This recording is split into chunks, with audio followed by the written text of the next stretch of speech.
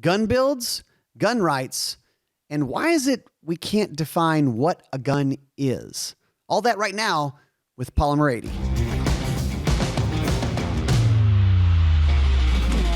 This Gun Talk Nation is brought to you by SAUER and EOTECH Optics.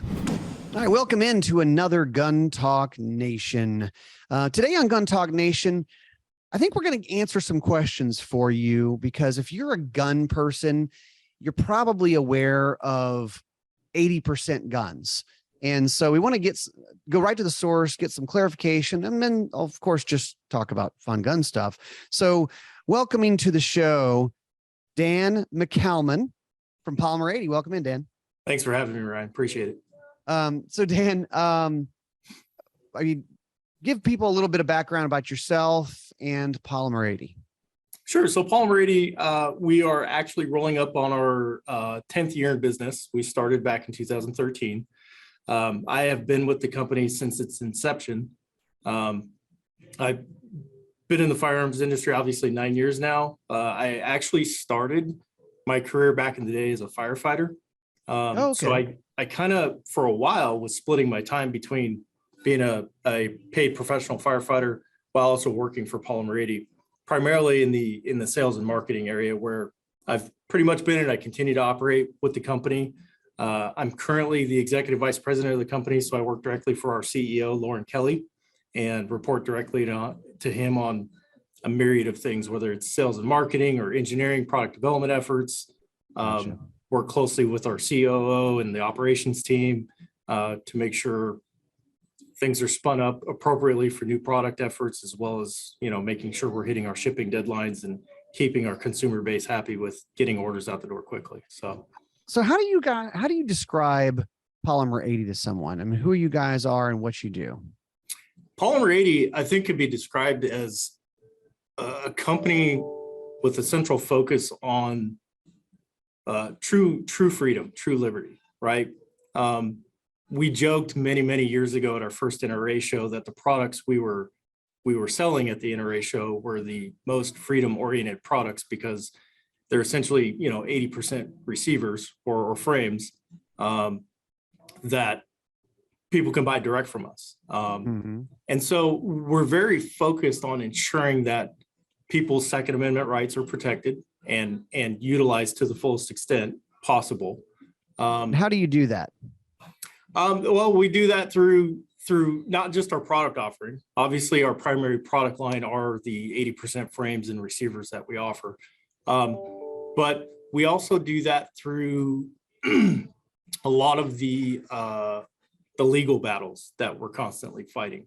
Can't really speak too much in detail on those, but we have an amazing legal firm that we work with, and we put a lot of money and a lot of effort into fighting those battles, even though a lot of the consumers don't necessarily hear about it. They don't get the details because there's not a lot we can say because we're legally bound not to speak on them.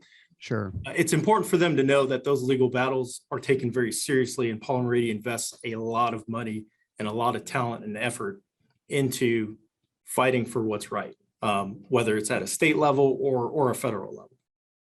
It's not simply, it's not simply things, probably these are things that affect Polymer 80, but it's not necessarily a specific thing that Polymer 80 is suing someone or getting sued for. Is it right to say you guys are just getting in there to fight the fight in some general gun legislation stuff?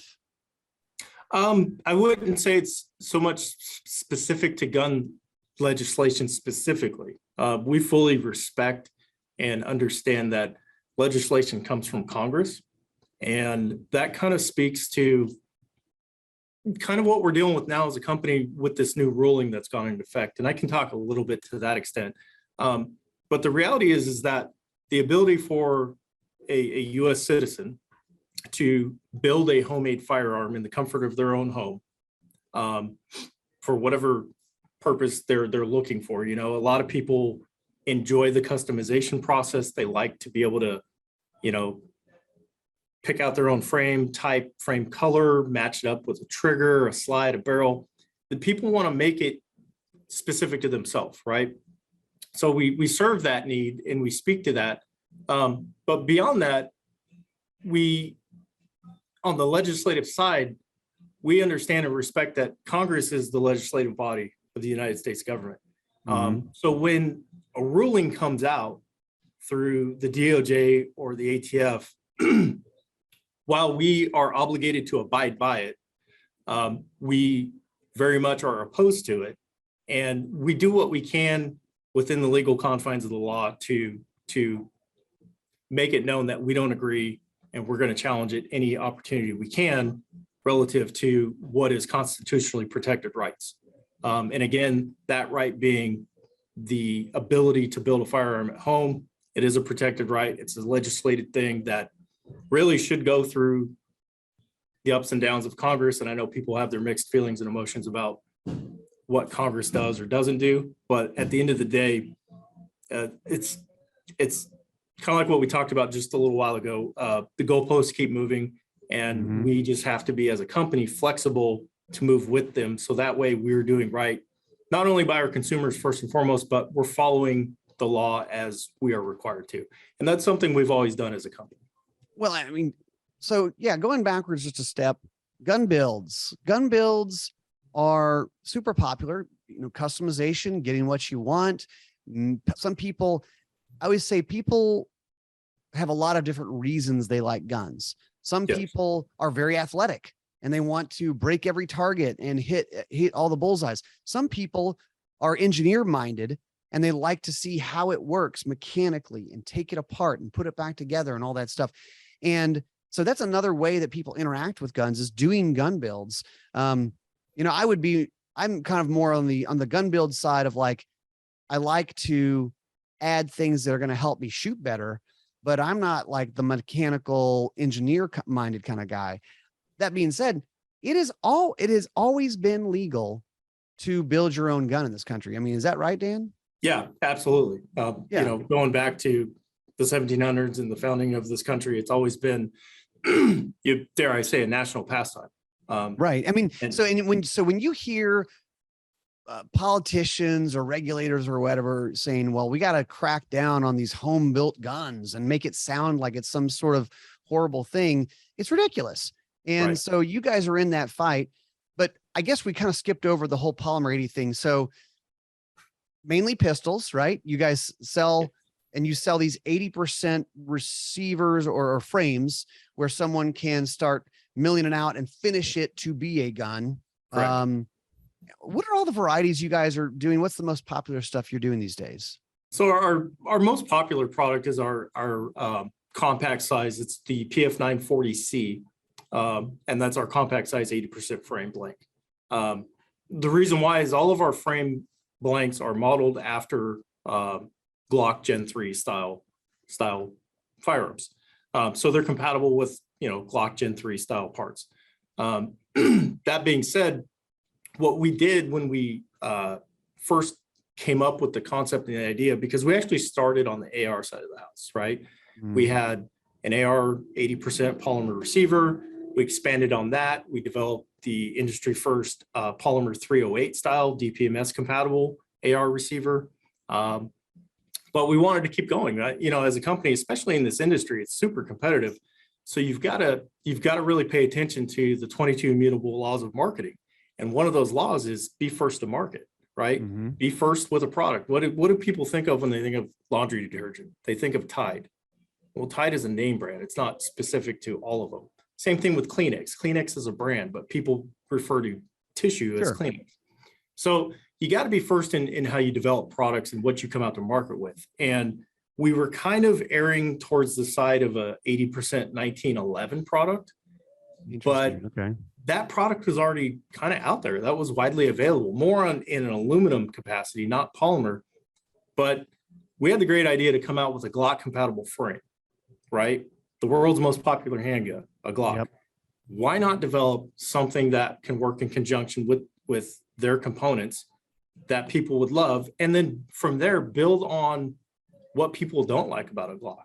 The number one complaint we've always heard about Glocks is that people don't like the grip angle. People don't like the Glock hump on the back end of the grip.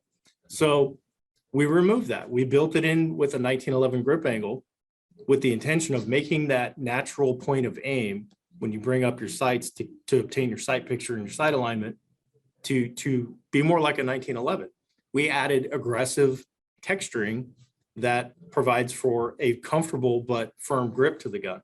We extended the beaver tail. We added in double undercuts to the trigger guard. So there's a lot of aesthetic feature benefits built into all of our frame products that we offer that a lot of people who buy a handgun over the counter will send out to a custom shop to have built into their gun and end up paying $200, $300, maybe $400 extra to have those features built into their gun.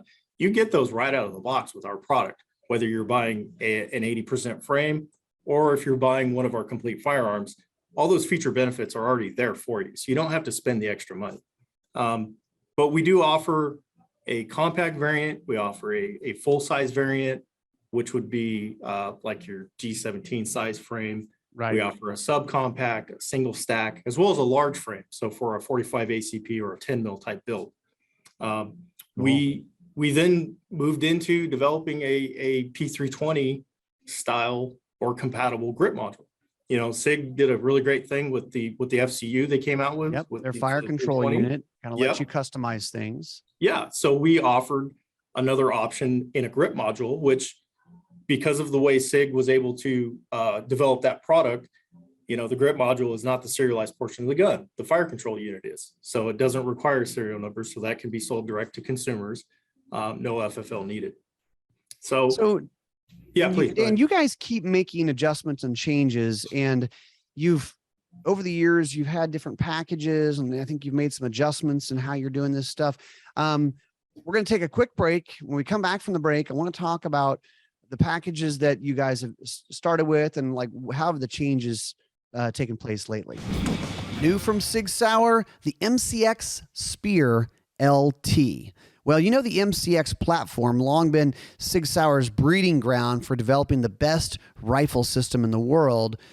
And now they have a new one. This is the Spear LT. It's based on its predecessor, the MCX Virtus, but it has a lightened handguard and some other features that has made it very popular with consumers and with the military, chambered in a lot of different things. You got to check this one out and see what all the advantages are over at sigsauer.com. Hodgdon, you know Hodgdon, reloading. Everyone's either getting into reloading, trying to do more reloading, but you're going to need powder and you're going to need information. And that's where you go, Hodgdon.com. Hodgdon has the reloading data center, which they test all the loads. They figure out what works, what doesn't, the pressures, the bullets, all the different recipes and varieties that you can do. But also, of course, they have powder.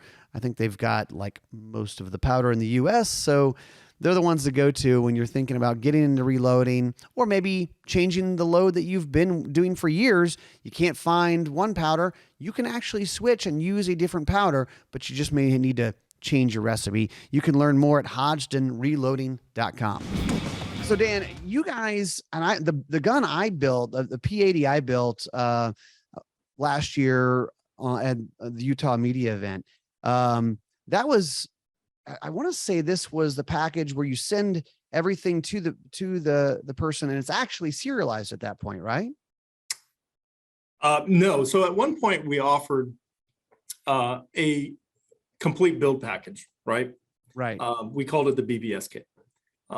Unfortunately, due to differences in the way that, and this kind of speaks to the new ruling on what constitutes a firearm or not, the ATF advised us that because it includes all of the components, so you've got your frame kit, your frame parts kit, your slide and barrel assembly, and a magazine, that in their determination is no different than a firearm. So in order to sell it in that capacity, it has to be serialized, it has to go through the 4473 background check process, and it has to be sold through a legal FFL holder. So we immediately complied with that, you know, of course, disagreed with it wholeheartedly, but working within the confines of the law, we complied, pulled that down, removed all advertising and everything else that referred to it. But we did come out with what we called the AFT kit. kind of a That's the one. That's kind the of one I a was thinking pun. of. Yeah, kind of a AFT pun kit. and a play on what the ATF has been referred to by certain people. But you guys have AFT stands for something. Assemble for thyself. Yeah.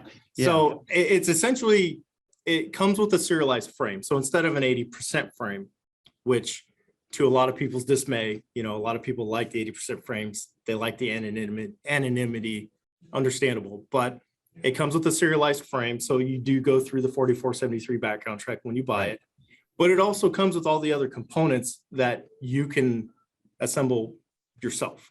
And it's a pretty straightforward process. And I think speaking to that build market, to that customization market of consumers that enjoy knowing what goes into the gun, the mechanics of the gun, how all the parts function and work together uniquely to essentially discharge a round through the barrel, they appreciate that. And it affords them the opportunity then to further customize it, whether they want to switch out the trigger or if they want to install different sight package on it, or even a different type barrel. So it's a unique product offering that really no other companies do. And I think, thus far we've had success with it.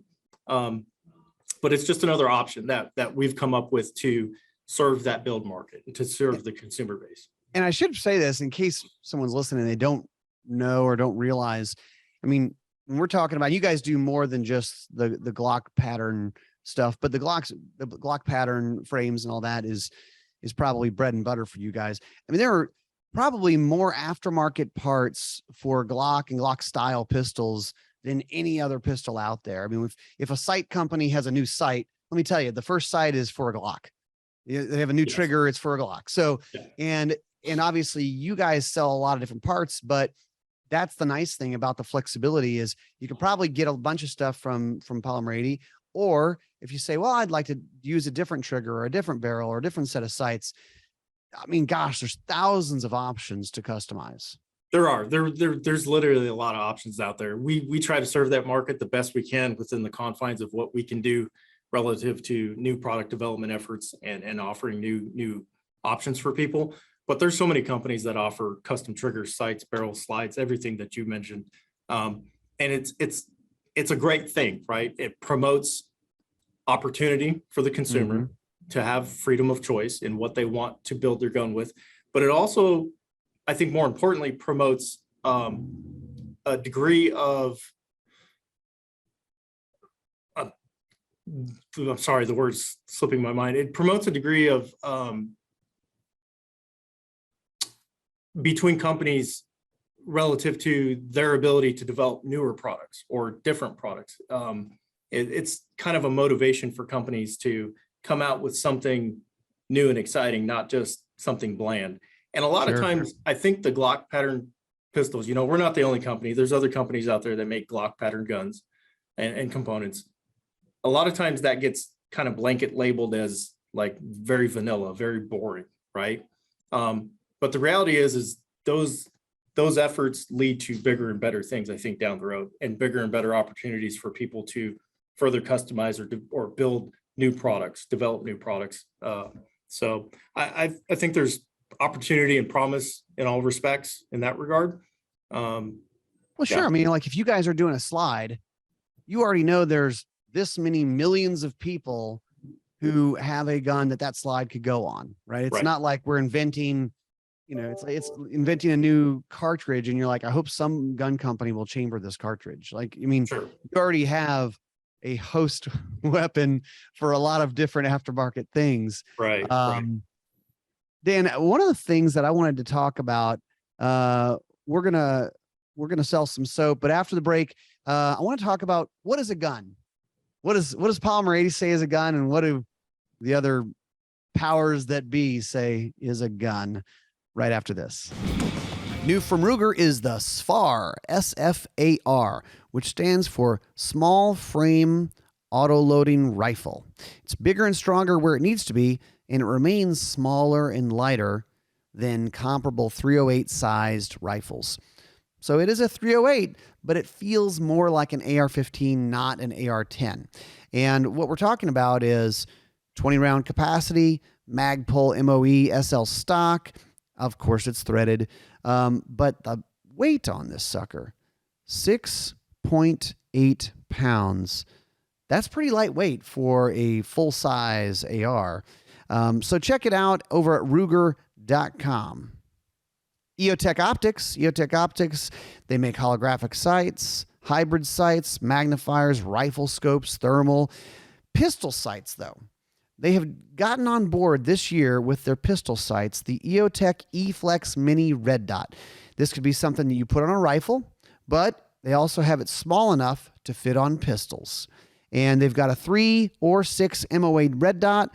I kind of like the 6 MOA red dot for pistols because a little bit bigger dot, it feels quicker. It feels like there's a little bit less of your eye searching for the dot. But if you're going to put it on a rifle, I would go for a 3 MOA, just a little bit more precise, especially shooting targets at further distances. The dot is not going to be too big, covering a target that's at 100 yards or whatever. So you can learn more at eotechinc.com. So it's just, oh my gosh, it's infuriating. Then you laugh to keep from crying. But the moving the goalpost, we talked about that. The changing of definitions of things. And Dan, I won't make you get yourself in trouble. You can say or not say, but it's very frustrating. And obviously dealing with any government agency can be frustrating, but the ATF has had a habit in the last many years of doing that, changing the goalpost, changing the definition of things. So Dan, what is a gun? I can't really speak to that, unfortunately. Okay. And that's because of ongoing legal matters. All right. And so in an effort to protect Polymer 80 and do right by the company, I can't get into really a whole lot of detail. Is it fair to say that there is a discussion or an argument about what is a gun? Absolutely. Yeah, no, I think it is. Definitions should be based on fact. So as our government, our elected officials define things, I think it's first and foremost appropriate and vitally important that they rely on not just their own understanding or the understanding of any particular group of people, but specifically those from within the industry of whatever it is they're trying to define. Wait a minute. You're saying that the government doesn't know everything and maybe they should tap experts? I hate to be the guy to inject too much common sense into a lively conversation, but I think a lot of people agree that too often definitions, especially in the world of firearms and the firearms industry, are applied to things that are way off base and inappropriate. Look, and this audience probably heard me say this before. It will blow your mind if you actually go to some sort of hearing at your state level, federal level. Go, this is going to sound crazy, but pick a subject you know a lot about, and maybe it's guns, and go listen to a hearing about guns. Or if you're some sort of engineer who also likes guns because you're listening to Gun Talk Nation, but you're like, I know a lot about fracking. Go listen to a debate in the House of Representatives about fracking, and you will pull out your hair. You will be bald, because these are politicians who have very strong opinions, or if it's not politicians, it's whatever the hell you call the people who work at ATF are, bureaucrats, I guess you'd say. And they have very strong opinions about subjects they don't know a whole lot about. And I mean, is that fair, Dan? Is that Absolutely. Yeah, no, I couldn't have said it better myself. I think there's a lack of accountability in our elected officials to a degree that, for whatever reason, it prevents them from really getting down to the bottom and the brass tacks of what should be defined a certain way and why. And I think there's not enough accountability on their part to do the right thing. I think they're pushed in certain directions by certain groups of people, and that has ramifications down the road to not just companies in any given industry, whether it's the oil industry, as you were talking about, or even the firearms industry, but ultimately it eventually makes its way all the way down the road to the consumer. Whether Mhm. you're paying a certain price for gas at the pump, which we've all been suffering with this year, or you're getting handicapped, your Second Amendment rights are being handicapped unconstitutionally because of a lack of knowledge, a lack of understanding, a lack of experience in the firearm space.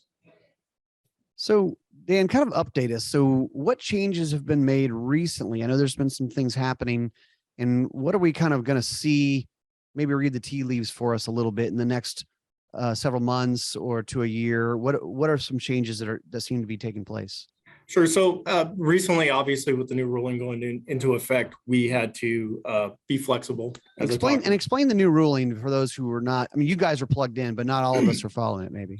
Yeah, without spending the next 5 hours trying to work through it, in a nutshell, for us and what it means specific to Polymer 80, the new ruling basically states that our product, being an 80% frame or receiver, if it is sold or marketed with the jig and the tooling. So as an example, we previously sold the product. It came with the frame. It came with a set of pins, as well as the jig and the tooling to finish it. In that configuration, it is considered to be a firearm. A piece of plastic. Yeah, even though it's 80% complete, it can't accept frame rails. It can't accept parts. It still has to have work done to it. They still are basically on this ruling stating that that's considered in that format because of the accompanying components to be a firearm. So what we've essentially done is changed the way to be in compliance with the ruling. We have changed the way we now market and sell those products. So if you go to our website, polymer80.com, you'll see that you can buy a frame blank, but it's a blank by itself. It does not include the jig or the tooling. You have to purchase that separately. That has to be purchased separately. We cannot legally sell frames individually and then jigs individually to the same person, because that's considered the same as selling it together. So we've had to. So help me here, Dan. So that person can't place two orders, separate orders? Not from the same entity. Huh. Interesting. Yeah. So you have to like serialize the jig. Right. And that's that's funny. That's actually an offering that we've changed to. We've changed it to where if you do want to buy the frame blank and the jig together, we then have to serialize the frame, and then the whole kit and caboodle goes through that 4473 background check process. Yeah. That's got to be a funny thing for an FFL. They get it in and they're like, wait, we have to run a background check. This is just a piece of plastic and a jig. Right.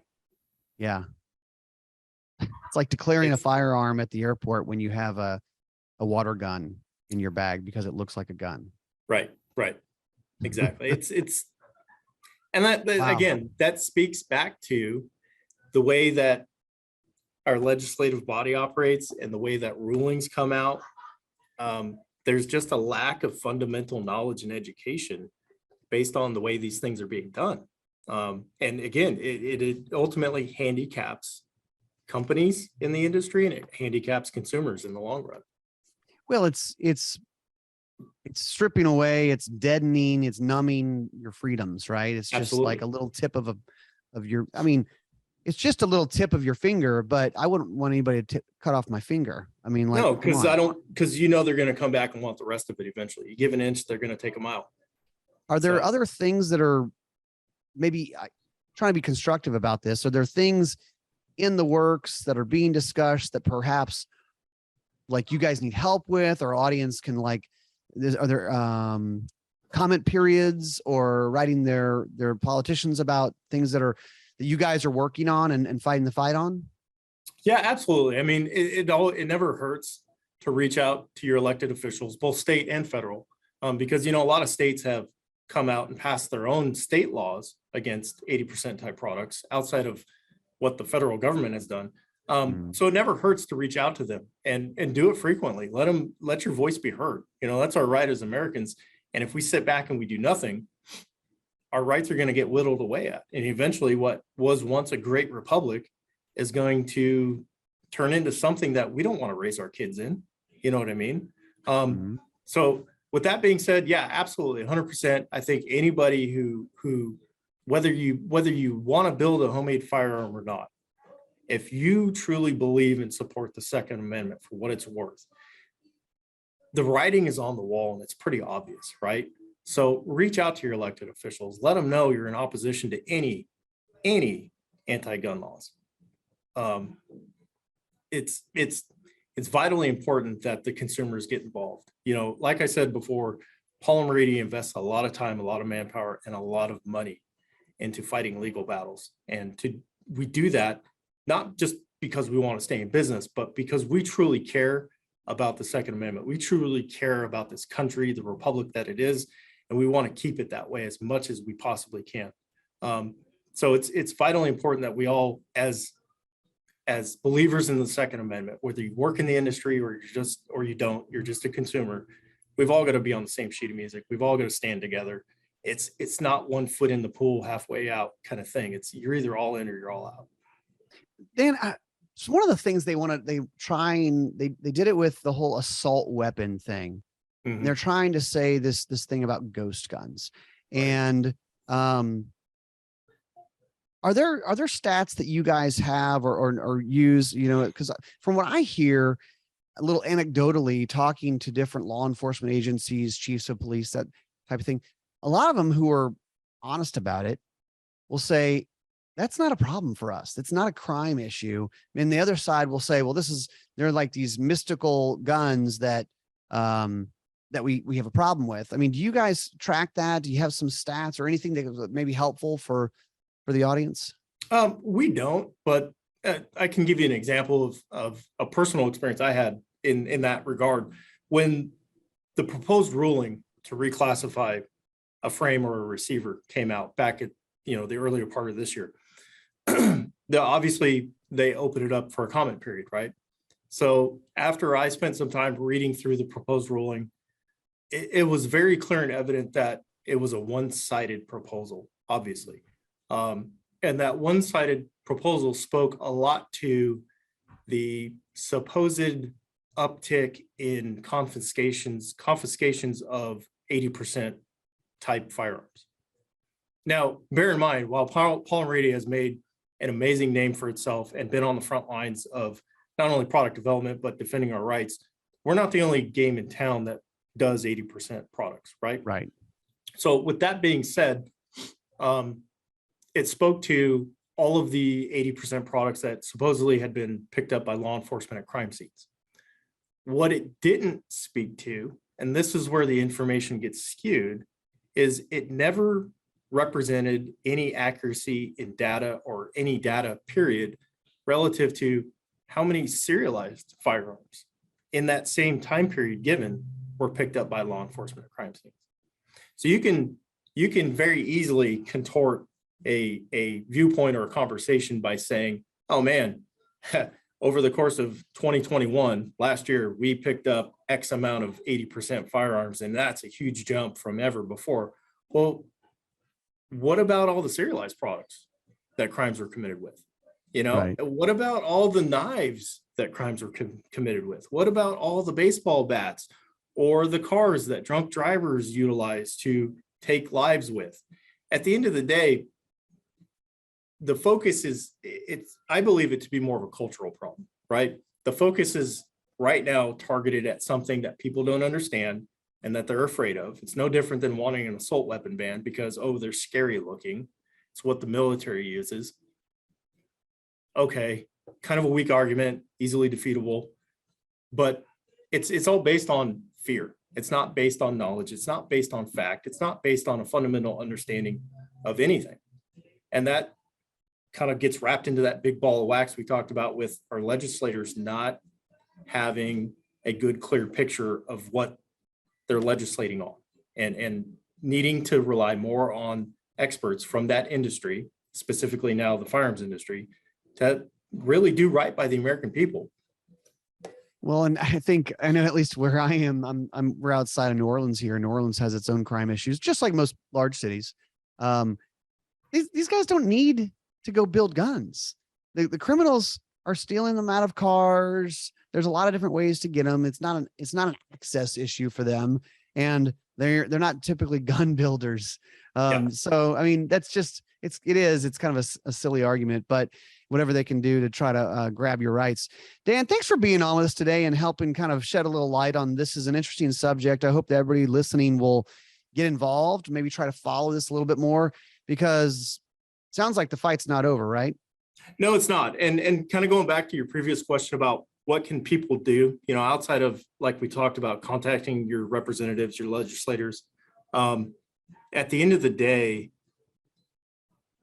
by buying our products and being a consumer of Polymer 80 products, we love you for it.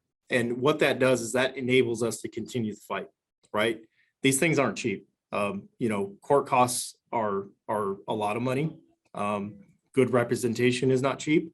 And so we appreciate all of our customers from the bottom of all of our hearts at Polymer 80 for believing in us as a company, for believing in our products, for the support. You know, when we put up posts on social media, we get an amazing amount of support from people. We love our customer base, and they're the reason why we're here. Well said. Dan, thanks again. And we'll have you back again to kind of update us next time there's some stuff happening like this. Yeah, absolutely. You know, we've got a lot of efforts in our product development box right now, a lot of new things in the pipeline. And I'd love to come back on and talk about that to your base and let them know what we're doing. Nice. All right, guys. Well, that is it for us. Thanks for listening. Thanks for watching another Gun Talk Nation.